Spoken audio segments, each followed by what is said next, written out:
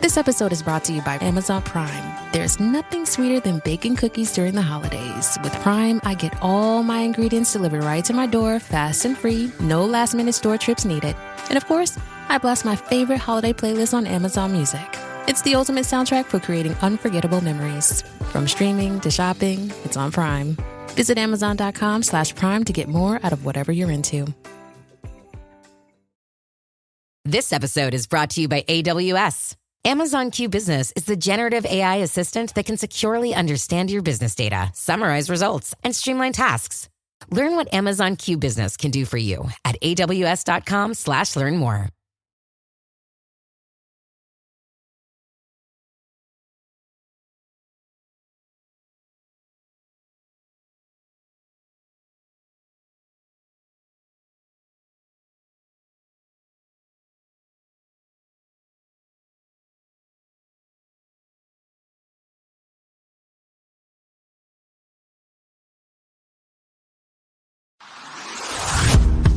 Hey, I'm Amanda from Trifecta Fitness. We're proud to be Clarksville's new Get Fit headquarters. Trifecta Fitness is a state-of-the-art spin and strength training studio. Our spin studio is truly one of a kind in this area, complete with 20 state-of-the-art live fitness bikes and an incredible sound system. Our strength training is done in small groups of 6 or fewer, and all of our strength and spin classes are scalable for every level of experience. Come see us in the heart of Clarksville, just behind MAPCO at the corner of Old Trenton Road and Wilma Rudolph Boulevard. Call us for more info at 931-542-6265 or download our Trifecta Fitness app for a full list of upcoming classes.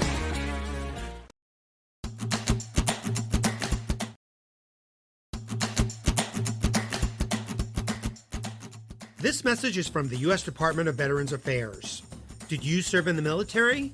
If so, you can obtain a free lifetime pass to more than 2,000 federal recreation sites. These sites are located across more than 400 million acres of public lands, including national parks, wildlife refuges, and forests. The lands host activities to fit any lifestyle: hiking, biking, fishing, camping, and much more. Gold Star families are also eligible for these free lifetime passes. Plus, they cover entrance fees for a driver and all passengers in a car, or up to 3 additional adults at sites that charge per person. Obtaining one is easy. Just go to the National Park Service website, nps.gov, or the National Park Service app.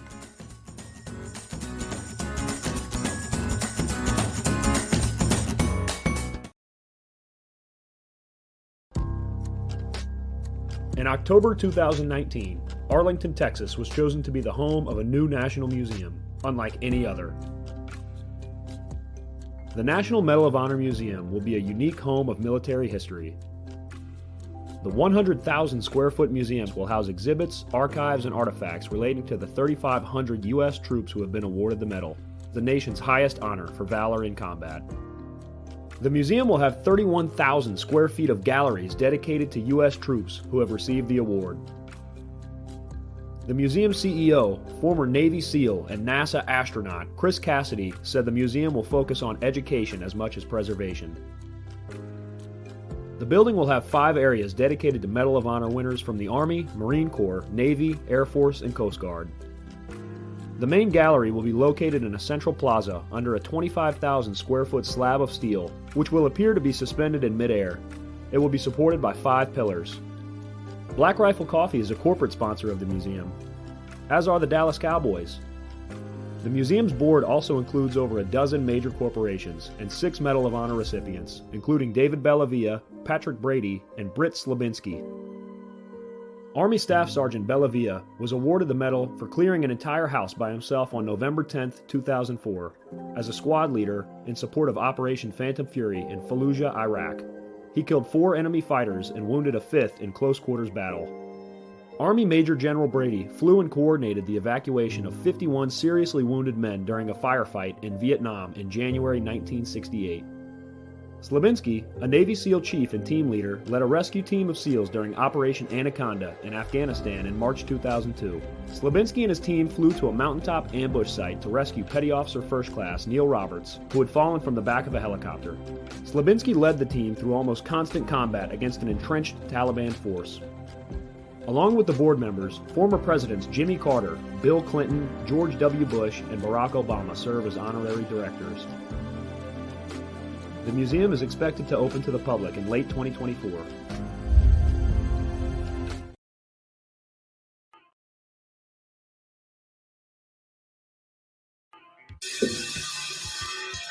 All right. Welcome back. Fit Nation. We are a show founded by a veteran and hosted by two veterans and a military spouse. Our mission is to get people to tell their story to the world. If you're an author, share your tips with the Misfit Nation. If you're a musician or actor, our audience needs to know how they too can get into the business. Coaches, we love our coaches. Come on and share some of your tips with the Misfit Nation to help them become better versions of themselves.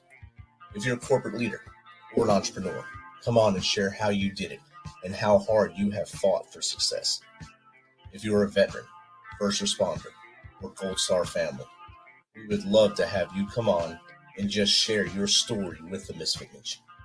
We always have time for you. If you're feeling down, alone, or starting to see the darkness, stop. Think about those who are around you. You are not alone. You will be missed. If you feel like your problems will be a burden to those in your inner circle or are embarrassed, dial 988. If you are a veteran, take option 1. We need you to keep pushing forward. Don't make a permanent solution to a temporary problem. If you're a new listener, welcome to the Misfit Nation. Be sure to subscribe to our show on your favorite podcast apps and also on our YouTube channel at @_Misfit Nation. Subscribe and click the bell to keep you up to date with our latest episodes and all of our news. You can also find us on Heroes Media Group and About Face Radio. Now, let's get to the show.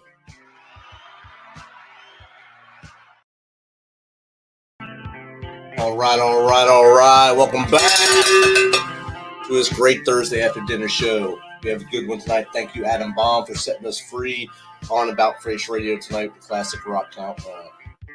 Our next guest is a retired United States Air Force Command Chief Master Sergeant. Over 30 years of service to our country. He holds a bachelor's degree in registered nursing, specializing in emergency medicine, and a master's degree in disaster emergency management. He is a Bronze Star Combat Decorated Medic and the recipient of the Legion of Merit, our nation's sixth highest military decoration. He operated in Saudi Arabia, Somalia, South America, Iraq, Korea, Japan, and Hungary. He grew up in rural Northern California in a dairy farming family. Left home at 19 to join the Air Force and was ascended through the ranks to culminate as the senior enlisted leader for all nuclear missile forces in the United States. He has vast experience leading small groups and large organizations and has led city government activities and large organizations as an emergency manager for multiple years through COVID and other disaster situations. He is the author of the international best-selling book, Giving Back, Life and Leadership from Farm to the Combat Zone and Beyond. He is also the founder and owner of MaxFab Consulting, providing keynote leadership, organizational growth, and strategic guidance, and he is actively involved in using his journey with PTSD to help transitioning veterans and other victims of trauma to vision in a healthy manner. He's an active mentor, speaks to young leaders to aid their development and future success. He continues to give back the gifts he has collected along the way. So without further ado, let's welcome U.S. Air Force veteran, author, and leadership consultant, Dave Nordel, to the Misfit Nation. Welcome, Dave. What's going on, man? That is way too long. We're going to chop that one down. Yeah. That's awesome. You did a good job with that. And, it's good. It's great to be here, Rich. And the Misfit Nation. I thought about that a little bit today because I knew we were going to do this. And I thought, there's a little thought that goes into that. And I'm sure we're going to accentuate the name of your show today when we get to talking. So it's great to be here. Thank you. Definitely a great naming convention. I also have a master's degree in disaster emergency management and received that a couple years back, actually. So we have the same boat there. And I was a CBRN guy, not just nuclear, but CBRN. Love it. The Army. So we had some correlation right there. So it's pretty awesome. Chemical soldiers. I love them. Sir. Good stuff, brother. Good job. So Dave, I did give a long brief on you there. If there's anything else you want to add to that and to how we got to where we are now, here's your chance to jump on, and then we'll go some quick conversation. The only thing that I'm going to change in that actually is, and I just need to add 2 words, and it's PTSD and moral injury. And brother, I just left a meeting with one of our local leaders, and I was talking about this with him, and I said moral injury, and he stopped me and he said, I need 2 or 3 more sentences on that. And then I get that over and over and over again. So, and I'm sure we'll get to that. It's a big deal actually for all of us. It definitely is. And we see our brothers and sisters go through different paths and how to get through the obstacle course that is PTSD, moral injuries. And of course, we also talked about substance abuse during the show as well. The 3 pillars that really cause people to wind up, I guess, going towards the darkness that we speak about in our opening there. And the darkness is what takes a lot of our brethren away from us. And at an alarming rate, it depends on who you ask, 22 to 44 people a day, really, depending on statistics. And it has to stop. And it starts with us right here looking at each other and talking. Sure. Now, I lean towards the 44 number because the Veterans Administration's admitted that they have underclassified, the way, the method and mode that veterans tend to self-eliminate. So, yeah, we got to quit that, right? And so when we're transmitting like this, it's helpful. And we're all at different stages of this. I like to use laundry. I hate laundry, man. There's there's a couple things I despise in life, and laundry's way up at the top of the list. But really, it's a wash, rinse, spin, dry, fold cycle that we try to get to. And a lot of us get stuck in the spin cycle. And luckily, I think I've kicked out of the back end of that, and I'm into the fold cycle. And this is where you can start to transmit. I'm not perfect by any chance, and I hit the dark side too, and I still need help. Saw my therapist this morning. I think we all need one. They're great. They're great to have in your life. But the long and the short of it is that no matter where we're at in the journey, we're still battle buddies. Right. And that is the number one deal. Shipmates and battle buddies. And as long as we're doing our part in that role, even when we're out of uniform, I think we can start turning the worm on this thing. So. Definitely, and remembering who you served with, and those who you meet now. I mean, people we meet now, we may not have served with them, but they did serve, and they also need us to look them in the eyes and say, "Hey, look, I'm here for you, and you should be here for me too. If you see me going down some weird path, punch me in the face and make me come back. Do something to make me come back and reset that button, make us all be good." Right. And it's how we react to the help. When somebody asks for it and those type of things, we got to be there. We got to rally. It's got to be okay. There can't be any shame in that. We need to get rid of all those stigmas so that we can keep getting help. And yeah, I had lunch today with a great veteran that he's a Purple Heart recipient. And we started just kind of talking about us, him and I. This total therapy, man. There's total therapy.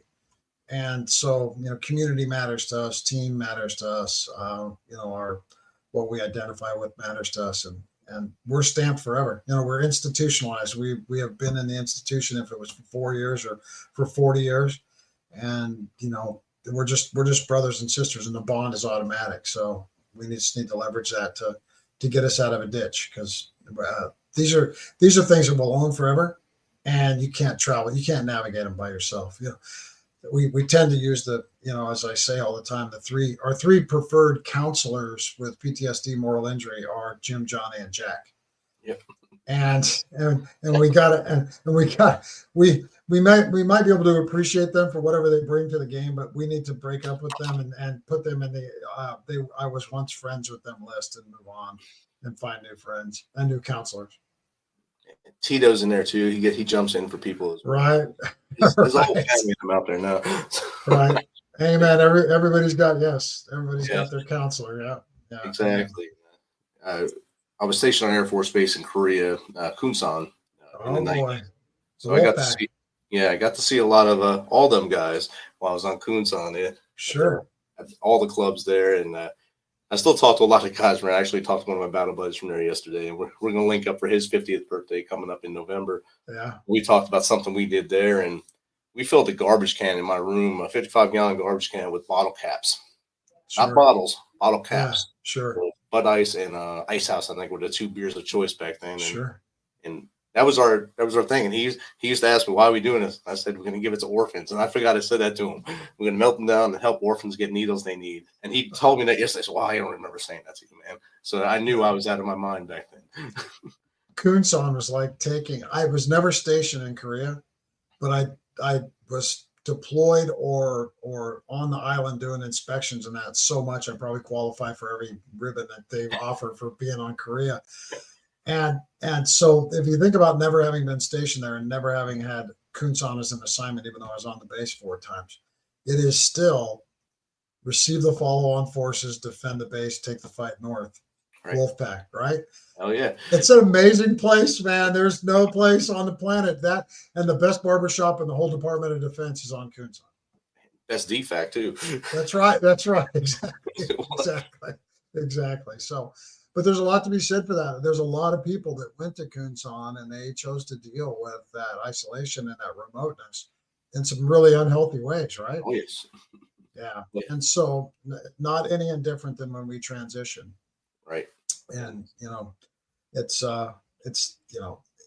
I admire people that can pick up one beer and have one beer. They got 3 beers in their fridge and it's been there for a week. I'm not that guy, so I quit. It had to be moved along, and we're talking about that. But I want to use some of this time, Rich, to really get into. We were talking about this. I really want to use some of this time to get into the moral injury piece, because I think we've got brothers and sisters out there. I'll give you an example. I spoke at Weber State, and the crowd was small, but it was the right people. And so there's veterans in there that are going to college. There's the guy that runs the veteran center for Weber State. Great guy, Air Force guy, great guy. And I'm doing this talk, and we're talking about moral injury. And the guy gets up, and this will resonate with you, because he was a second ID guy in Korea, and he never got out of the second ID. And this guy was in a bigger ditch. He was in one of the deepest, darkest places that I'd ever seen. And the only reason was because he never got into the AOR. He never had, so he didn't have his CIB and all that goes along with that, because he was doing the deed in Korea. And he's in tears in the back of the room. And he's injured. He's injured. He's just emotionally, he's injured over this. And so this morally, you can get morally injured the only Army post that I ever heard people say that they were glad that they were deployed and not back in home station was Fort Drum. And I was around the 10th Mountain guys all the time, right? And so I'd say, oh man, you've been over here for a while. And they'd say, yeah, we'll stay forever as long as you don't have to go back to Fort Drum. So there's a thing to that. But you can be morally injured in Fort Drum or Seymour Johnson Air Force Base or name your Navy installation. You can be morally injured there only because we're all programmed with our morals and our standards and our ethics when we walk into the military, and it runs into orders and doctrine and all the things that we're susceptible to, and you have to carry those out right down to taking somebody's life. Right. And it doesn't require trigger time. My moral, in the interest of time, I'll cut it down. It's in my second book. Second book publishes in 2 days actually, and it's called When the Cows Lie Down. And it's about missing the subtleties in life that are warning signs and those type of things, and about quitting and why people quit organizations. And there's a lot in there, but my moral injury story is in there. One of my moral injuries, probably the largest moral injury story. And it really is a time when in 2008 during the surge, the bad guys in Saudi City were acting up, and we were going to build we're building an action plan to go in there and clean it up, not any indifferent than Ramadi or Fallujah. And, that generates a lot of casualties, and we need to be prepared to do that. And that requires you to clear the beds, right? Make the hospital look like it's the first day of being in a hospital. The problem was we had 12 Iraqis in there that we'd been taking care of for months. We knew all their families. We brought them all on base. We knew them, we knew everything about them, because that's what we do. And we were taking care of the casualties of war, the collateral damage, the civilians. We even took care of the enemy. And so we've got these 12 people, and to clear the beds, we had to move them. And to move them meant sending them to Baghdad. And sending them to Baghdad meant that they couldn't take care of them because of the intensive care that we were giving them. They couldn't give them. So the choice was, if we moved them, we killed them. We euthanized 12 people, 12 human beings that we knew intimately with their families. And brother, we moved them. We killed them. And we never did the operation. There's no kinetics in that, is there? No.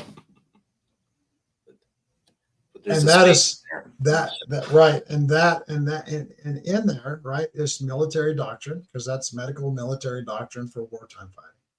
And there's an operations order that says do it. Yeah. And you have to execute it. And you're doing it in a building full of people that at some level, based on what their professional licensure is, have taken an oath never to do something like that. Yeah. Exactly. And so this is what that thing is. And I relay that story out loud to the audience. There's got to be, there's men and women out there that are listening to the show right now, and their heads nodding, and they're thinking of a story, and it has nothing to do with the hospital. It has nothing to do with clearing beds, and it has nothing to do with through the operations order euthanizing 12 civilians that you were caring for. Right. But their story is just as impactful, and they carry it with them, and it's just as heavy as anything that you can't unhear, unsee, and unsmell. That is the PTSD portion of this, which I'm the proud owner of that, because of the kids and the stuff that we dealt with in that time frame. So we have to have some grace, but we got to have some understanding too. I think, we all have an opinion on the Veterans Administration, and some of that's just based on our geography and which veterans, area is serving us, right? So it's there's not a lot of consistency there, but I will tell you, the VA didn't want to get their head wrapped around the amount of veteran suicide on a daily basis that there is. I think that, they wanted to kind of make that, suicide light. And they do not want people giving a definition of moral injury and actually drawing that back to permanent psychological change that requires maintenance, right? That requires us to work on it all the time. And so my choice is to talk about it, because we all need to be given the grace to have the space to talk about it. Definitely. And I think everyone, like you said, not everyone's going to have to be a hospital per se. It could be, like for me, my best friend asked me, where should I re-enlist to go? We were at Fort Riley, Kansas. I said, go to Fort Campbell. It's the best place on earth. Go to Fort Campbell, best base in the Army. He came here, did 2 deployments. First deployment, he got blown up, broke his hand. Went right back in the surge in 07 and was killed. And I was stationed at a Cush assignment in Addison, Alabama at the time. And I got the call saying he was gone. I said, what am I doing today that would have been able to fight? I'm pushing paper. All I'm doing is pushing paper. My best friend's gone now. And he was in the fight, and I'm pushing paper. So that rested with me for a while. And then with the Misfit Nation started in 2010 in Afghanistan. I was given a platoon of the Island of Misfit Toys, basically everyone's offshoots. And I was the replacement NCO that came in from Korea. Again, it's my 3rd time in Korea, coming back from Korea. And on December 31st, we lost my Sergeant Michael Beckerman. He was loaned out to the engineer battalion. Him and a lieutenant were clearing a room, and one of them triggered an explosive, and he was killed. And the Misfit Nation, the bond grew right there, and the Misfit Nation actually grew from that point forward. So the name has been around for a while. The show's been around for about 3 years now. Well, I appreciate the story. When you start drawing lines as to whether or not you're in the chain of action, right? What we call the kill chain, and did you do everything? I always try to tell people the outcome you can't change, but if you were, this is why we have creed, and this is why we have values and these things that we 3-dimensionalize as soldiers, sailors, airmen, marine, coast guard, guardians. Now, this is why we 3-dimensionalize those. And when we get out, this phenomenon, when we transition after being in the institution, this is why we struggle in the civilian world, because most civilian organizations have these credos and things on the wall, but their actions don't support them. And we bond over these credos. And I think if you're living by, the Air Force core values are integrity first, service before self, and excellence in all you do. If you're really doing that, it doesn't matter what the outcome is, even if it's negative, because that's a potential consequence or outcome of anything that we do. Training, getting up in the morning, getting in the Humvee, whatever it is, that's a potentiality. Even when you're working, schoolhouse stuff in Anniston for chemical soldiers, you guys are in an environment where you can get hurt. You can have a poor outcome. But if you're staying true to yourself and those core things, you got to forgive yourself, man. If you're doing it right, you don't have control over that end piece. But here again, that's a conversation we have to have, because we take stuff so personal, because failure is just not an option, right? Exactly. Where did you go to basic training? Fort McClellan, Alabama. Right. And from the minute you walked on that place, failure wasn't an option. Nope. That I paid $2 for my first haircut. There was no option to fail. Right. Exactly. That's awesome. There's no option to fail. So think about that, and then think about moral injury, because these things get put into motion and they just run over the top of who we are, foundationally who we are, not just as soldiers, but as people, as human beings. And so how do we deal with that, and how do we work through that? Well, you got to forgive yourself, first of all, right? You got to understand what all that was. You got to forgive yourself. Then you got to get help. I'm working on veteran transition. I'm working on the Vet Ready program, and we're in the throes of really getting it going. I've got some people that are signed up to do it, and I'm really excited about it. I've got some support from our local Chamber of Commerce, and I hope to pollinate this thing everywhere. But we have never, ever trained civilians on how to take in us. Right. And Vet Ready is focused on that. We keep making the guys and gals carry their rucksack another 25 yards, and it's driving me crazy. When do we get to put our ruck down? All right.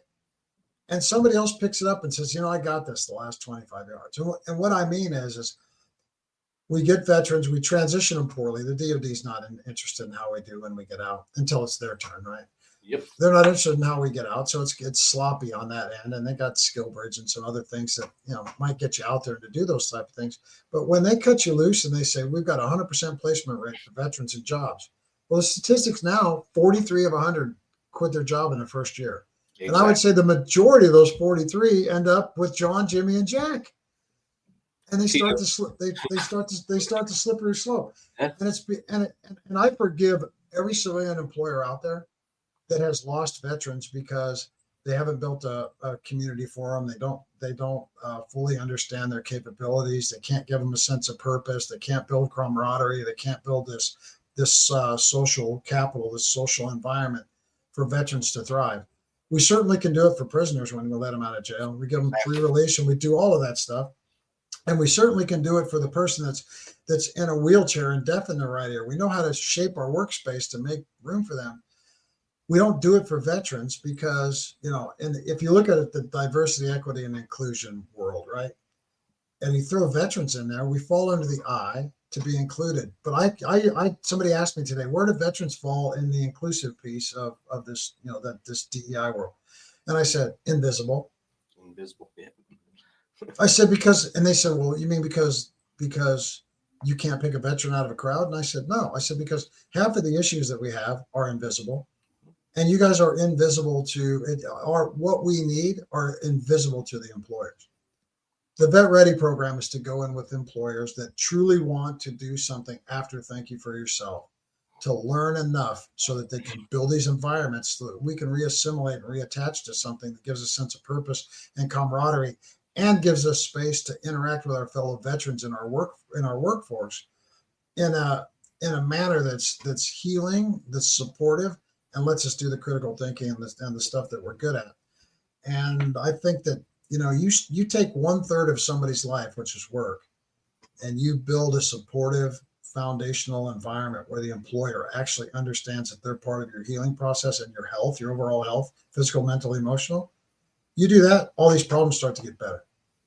Definitely. They definitely do. And you hit a lot of things on the head there. Community, sense of purpose, camaraderie.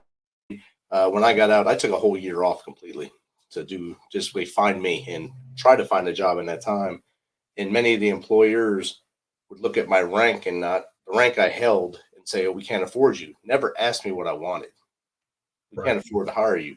But you never asked me what I wanted. I just wanted to get out of the house. My wife wanted me out of the house. So finally, after 365 days, I got a job with a veteran nonprofit. And knowing that statistic of so many veterans leaving after 1 year, I stayed there 2 years because I'm a hardhead, and I didn't want to be a part of that statistic. After 2 years, my former first sergeant, he offered me a position, what I'm doing now, training soldiers. So it was the lights came on. I went and found that happiness. Right. Would you have quit after a year? Probably if I didn't have a hard head. Yeah. Yeah, it's tough, isn't it? Yeah, it's tough, and there is some education that veterans need. Civilians aren't savages; they just look like savages. They're they don't show up on time and all those things that we hate. But it's really who they are. Right. I mean, they crunch their schedules together, and if you've got to walk 5 minutes from one place to the other, you're going to be 5 minutes late because they schedule from 3 to 4 and 4 to 5. They don't build in the extra time. Gaps. Yep. And so we do. Right. We say I got to be there 15 minutes early. So you're pulling out for a 4 o'clock appointment at 1600 appointment. You're pulling out at 15:15 because you got to be there at 15:45. Right. Exactly. Be there early or late. Right. Well, I mean, even for this show, I logged on early and started messing with things to make sure something wasn't goofed up and make sure I was here when you got here and those kind of things. So yeah, it's absolutely a real thing. So. And the schedule thing you brought up also, we're so used to here's a task and we complete it. Yes. Get out and go into the civilian world. Here's a task. You got X amount of hours to do it. So this task is supposed to take 80 hours to do. So I have 2 weeks to do this simple task, and we'll go out and finish it right away. And then look like the person that's trying to overachieve or whatever and cause a little animosity because we don't understand the 80-hour thing. Here's the Chief Dave Nordel version of that. We go into an organization, we do exactly what you described. We think we're an asset. They think we're an ass. Right. 100%. And it's total. Yeah. And it's terrible. And you're like, what I do? I am making you better. Don't you understand? Making you more efficient. Yeah. And the other thing is that we're so in tune with working in a Napoleonic structure that it's really, really counterintuitive to our behaviors to work in a bureaucratic structure where you go, oh, okay, I see what needs to be done. I'm going to go do it. And they go, no, you got to fill out a form. It's got to go to this person. It needs to come back. And by the way, give me 4 or 5 slides on a PowerPoint. And in a month, we're going to brief somebody. You're done. Yeah, you're done, right? You're done. You're like, no way, I'm not going to do this, right? I can't do this. It's too frustrating. So we need to help. Definitely. And both sides. Like you also said, the DOD, it's basically a check the block thing to get us out. Check the block. We taught them how to do a resume. We taught them how to dress, how to tie a tie if they didn't know that, and get them out there. Maybe we taught them how to do an interview, but as soon as they walk out the door, goodbye, and they don't care. Here's what the DOD won't do, Rich. Here's what the DOD won't do.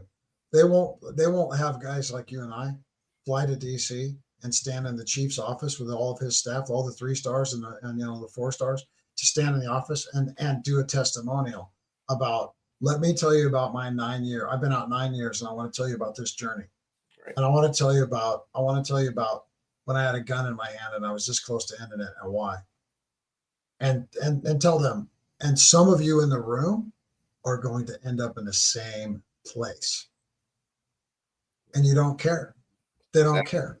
And some of these airmen that you love so much, that you're advocating for and you want money for, and you want to make sure they've got all this off time stuff, and you want to make sure, we take care of families and we do all of those things. 30 minutes after they walk out the front gate, they're living in the back of their car and you don't care. Exactly. So ties are cut. Yeah. And that's not to bash on 30 years. If I had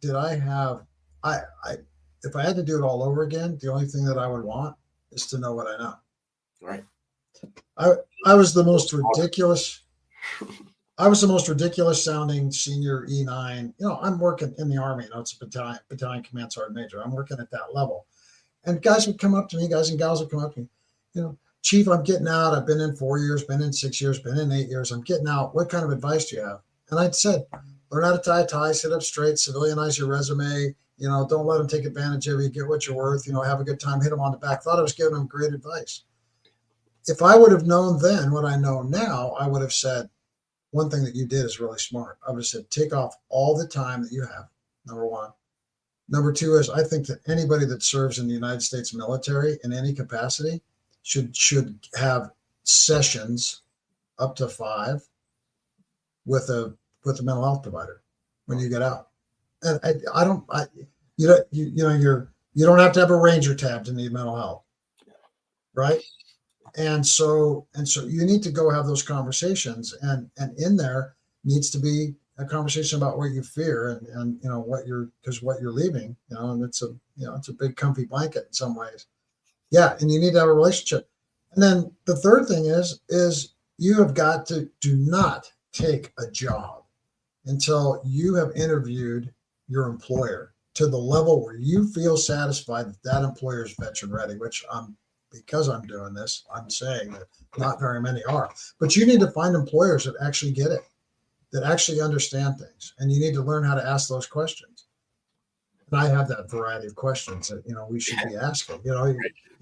Tell me about your core values and how you demonstrate them. Can you imagine if you sat as a soldier and said to your potential employer, tell me your core values.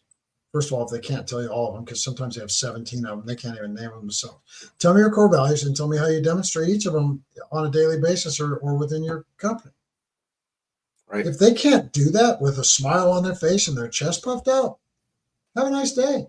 You need to move on. And understand what each value is, even like if they have the 17 or 7 pages of them. Right. Values on Tuesdays are these, but no, you have to know what each one is and why they are there, and why you subscribe to them, why you decided these are the pages of work your HR department has in there.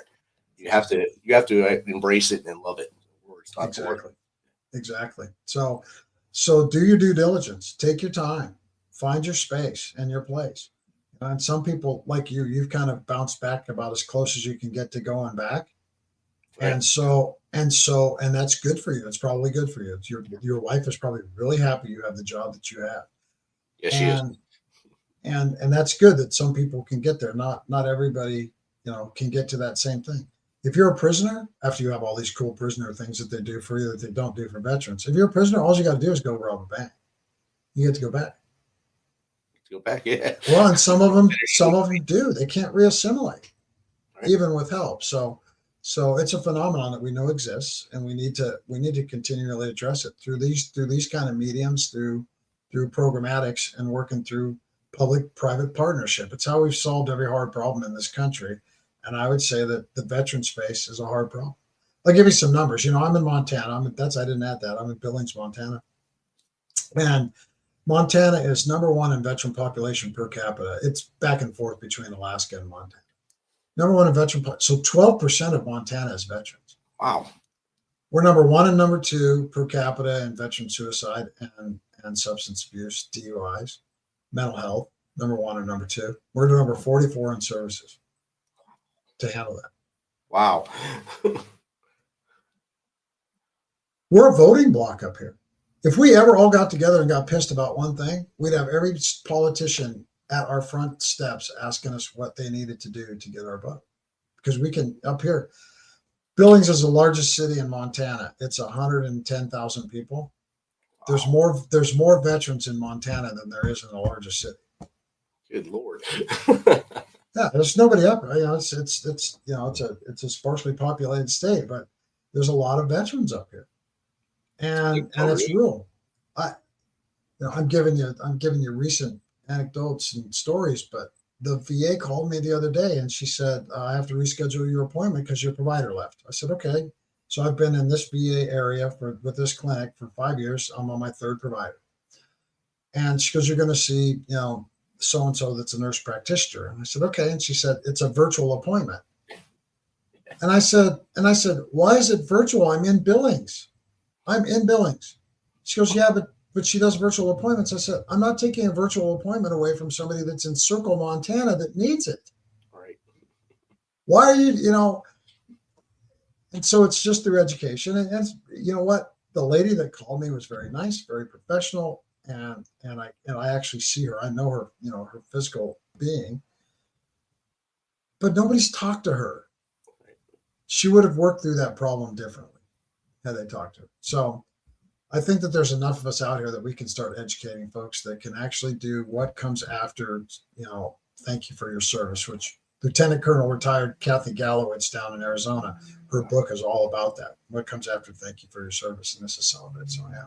I was going to tell you, I'd like to link you up with her. So I had her on the show earlier. So. Yeah, we're already, we are brothers and sisters from another mother, and I'm actually hooking up with another guy in a couple of weeks that's doing a thing called pre-vet, which is trying to get veterans just before they come out to get them to get a little bit of this education. So there's some synergies there, and it's a groundswell, and we're going to need some support from Capitol Hill, and we're working on that. We're working on that piece too. So yeah.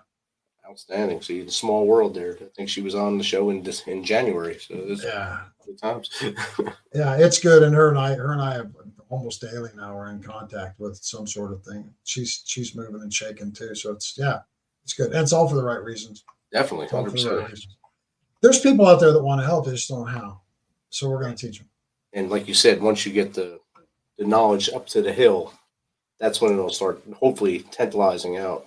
We got it. We got it. I won't drop any names on people that are wanting to get involved in this kind of space, but some of them are prior service that have run for office and been elected, and it's a powerful bunch, and veterans, like it or not, we have a loud voice. Yes. And what I tell people is two things. Every veteran is different. We're like snowflakes. Our experience, even though when you look at a snowstorm, you just think it's snowing, but every snowflake's it's an individual. So we're like snowflakes, and not all veterans are created equal. And that goes down to your morality, because you still bring your baggage and your luggage and everything from home, whatever that is. And that follows you all the way through. And even when you come back out, that's there. So yeah, we are still human beings. We all still have our own wiring, but together, all of it, we put all of that stuff in the closet, man, and we rally around the flag. So why would you not want those kind of people on your team? And why would you not want us healthy and contributing back into society, teaching and all kinds of things that make the humanity better, generation after generation.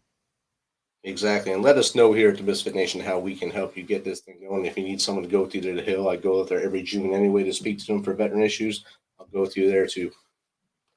Let's talk. Definitely. We'll just talk offline. I'll send you a note and we'll figure out time to talk, and we can. You said every June you go up there? Yes, I do. Okay. Well, that's good. And our senator in Montana, Senator Tester, he's the chairman of the Veterans Committee in the Senate. So we've got some advocacy up here and the ability to work those things. Yeah. That's where the pressure needs to be. Well, when people in wheelchairs couldn't get into their offices, it all went to Capitol Hill, and then we have a American Disabilities Act. ADA. Imagine that. Yes. Imagine if it was mandatory for an employer to have veteran-ready organizations. Imagine that. And not just get the incentives to interview. Exactly. Yes. Right. Or to cherry pick you because you're 100% disabled, and that's $9,000 tax break. Exactly. That was the I was thinking of before, income tax and investing. I got it. Well, I just added that to my rhetoric now. Yeah. That is in my rhetorical spiel on DEI, right? Inclusive, invisible, and income driven. Yep. Income taxes. Income taxes. Yeah. Right on. Dave, well, this has been great chatting with you. Yeah, you bet. Where can people pick up your new book, your first book, and your new book? Sure. Just go to the website, maxfabconsulting.com, MAXFAB consulting.com. I see you're running it on the bottom there. Go there. Everything's on there. You can read a little bit more about me and some of the things we offer. We've started, we locally are teamed up with 3 really powerful female leaders that are non-veterans to start the Apex Leadership Institute. We're doing our first big conference in a week. That's all on there. The books are on there. The blogs are on there. I blog about moral injury and some of the challenges that we have. And then there's my podcast that we just started, which is the Kangaroo Leadership Podcast, and that's because kangaroos only can move forward.